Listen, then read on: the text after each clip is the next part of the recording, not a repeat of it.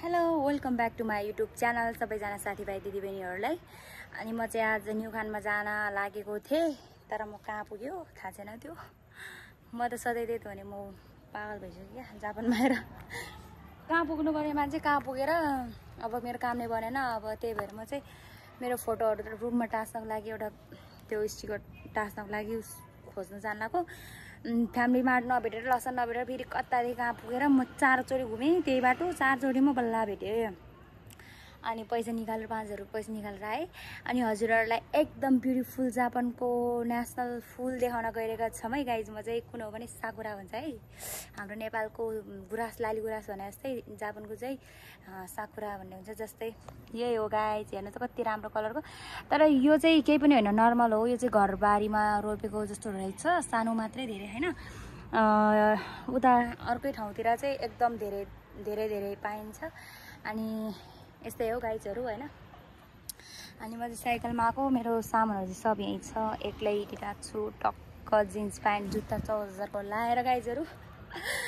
एकछिन चट्ट तपाईँहरूलाई म यो फुलको उस देखाउँछु ल। तर यो कसको घरको ढोकाको साइडमा साइकल रोकेर मेरो चाहिँ भइरहेको छ यहाँ। एल्ना योजनको ब्लग त सुरु गर्नु परिहाल्यो नि होइन, कन्टिन्यू गरिसकेको छ। तर पनि एउटा साथीहरू के भने मेरो चाहिँ नेट स्लो चाहिँ लास्टै नेट स्लो भइरहेछ। रुममेटले पनि वाइफाई हाल्न मानेन, उसँग पैसा नै आउँ भन्न थालेर।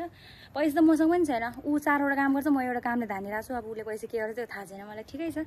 अब बिस्तारै मेरो वाइफाईहरू हालौँला अब पैसा जोडान गरेर। अनि एउटा कुरा चाहिँ मेरो बर्थडे आउन लागेको छ अप्रिल 15 मा। अनि बर्थडेको लागि मैले चाहिँ अलिकति पार्टी दिउँ न भनेर सोचिरहेको थिएँ, पैसा पनि छैन। अब हेरौँ त्यो दिन के हुन्छ। फेरि मेरो एउटा मेन भनेको चाहिँ भिजा छैन कि गाइज। भिजा यो महिनासम्म मात्रै हो। अनि त्यही भिजाको लागि त हो म आज यस्तो दगुर्किएको। अब खै दगुरेको खै त त्यो काम नै भएन। अनि त्यही भएर मलाई लास्ट टेन्सन भयो गाइज। अनि यो ब्लग बनाएको मेरो भिजै छैन क्या गाइज, खासमा भन्नुपर्दा त यो महिनासम्म मात्रै छ। अनि आउन त आउँछ, तर पनि सेनमन गएकोले गरिदिनु पर्ने हो खासमा।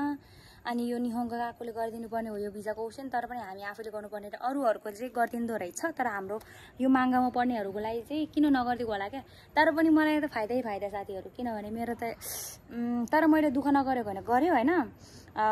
लास्टमा त अलिकति मात्रै बाँकी थिएँ। अनि त्यही उता जेपीको सेन्सेले गरिदिनु भयो। तर आयुको त्यो म्याकुरिन नमराज होस् कि पमराज होस् त्यो मुलाले चाहिँ गरिदिएन। अनि एउटा कुरा त्यो गएकोमा एकजना केटीले मेरो नाममा खै के गरिदिएको रहेछ क्या। अनि मलाई त्यो केटीले गाला फ्रन्ट किन गरेर दिन मन लागिरहेछ एउटा कुरा चाहिँ होइन। तर पनि के दिनु, त्यस्तो फुच्चे भर्खर आएको बच्चाहरूलाई दुःख गर्दै होला बिचरा। म पनि त्यस्तै पहिला त्यस्तै भएर गएको हो भनेर मेरो नाम चाहिँ किन लिनु पर्ने क्या, बेइज्जत चाहिँ किन बनाउनु पर्थ्यो फुच्चेले भनेर भने मैले हिजो म्यासेज गरेको थिएँ।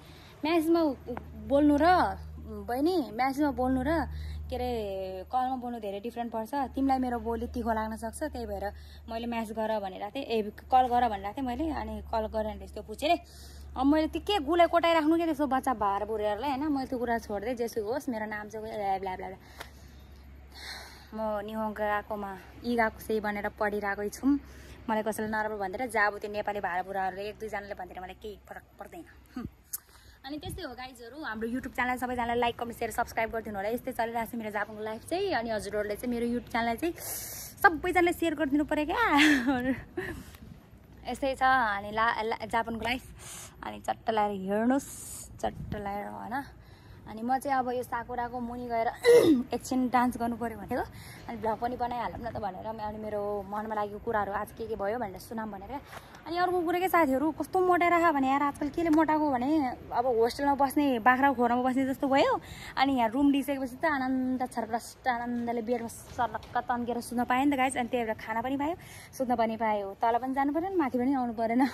होस्टेल लाइफ चाहिँ लास्ट बिजोक थियो होइन हाम्रो चाहिँ गाइज। अनि अब रुममा आइसकेपछि चाहिँ एकदम फ्रिडम क्या। वा खाना पनि पायो, सुत्न पनि पायो, मुत्न पनि पायो त्यहीँ आनन्द। त्यो होस्टेल लाइफ चाहिँ कसैलाई पनि सुख परेन होला बिचरा। ठिकै छ, अब मलाई मात्रै सुख के भन्नु, सबैले दुःख परिहाल्छ।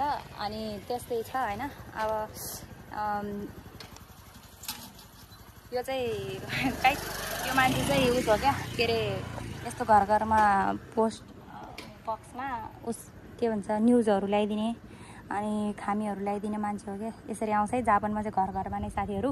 हाम्रो नेपालको जस्तो छैन। हाम्रो नेपालमा त पसलमा गएर के किन्नुपर्छ नि त्यो उसहरू। यहाँ चाहिँ करेसाबारी पनि रहेछ यार। वाउ हेर न गाइस, आलु सालु साग सब छ यहाँ त। पुरा फुल पनि रहेछ। अनि यो साकुरा कति राम्रो गाइस, हेर्नु त हो। बाँच्न पनि मगाउँछ त।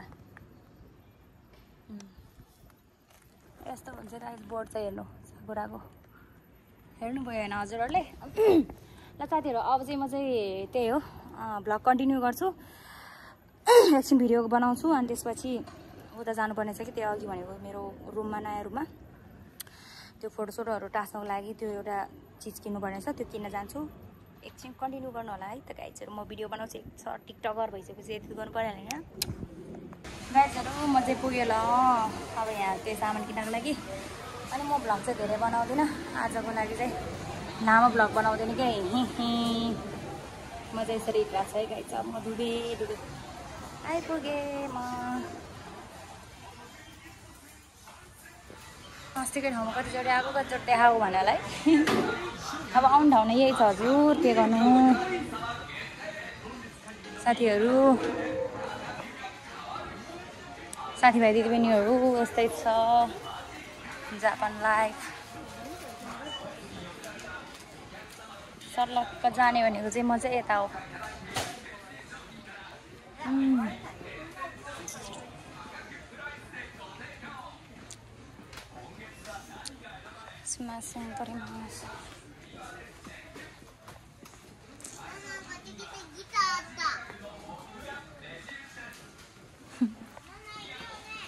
चस्मा चाहिँ किन्न लाग्यो क्या हो साथीहरू।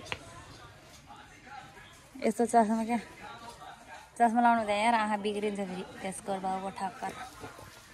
अब यहाँ यस्तो हेरेपछि मेरो फेरि आँखा घुम्छ, त्यही भएर मैले के खोज्न आएको थिएँ त्यो अनि बिर्स्यो। ए अँ यही हो। कहाँ रहेछ यार, मैले देखेन।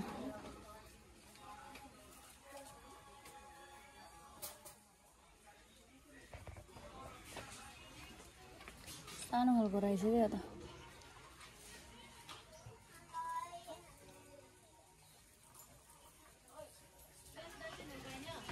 एकछिनमा म एउटा छान्छु अनि भिडियो बनाउँछु गाइज। ल मैले यो 4वटा लिएँ गाइज। अनि त्यसपछि अरू के लिने त? अरू पनि म भिडियो स्किप गरेर खोजेर मात्रै ल गाइजहरू पक्नु होला। यो बाँस जस्तो हामीलाई चाहिरहेको थियो, यो चाहिँ लुगा सुकाउनको लागि हो क्या। तर यो त कसरी लाने होला, मैले यत्रो हो सक्दैन होला लानलाई। पछि आएर लगाउँला यो।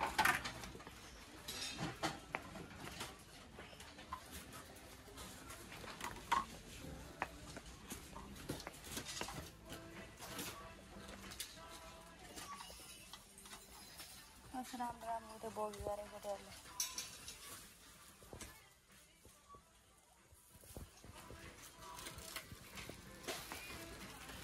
म चाहिँ के खोज्ने चाहिँ यहाँतिर म कन्फ्युज भएँ गाइस। एकछिन ल तपाईँहरूलाई म फेरि पनि देखाउँछु भिडियो।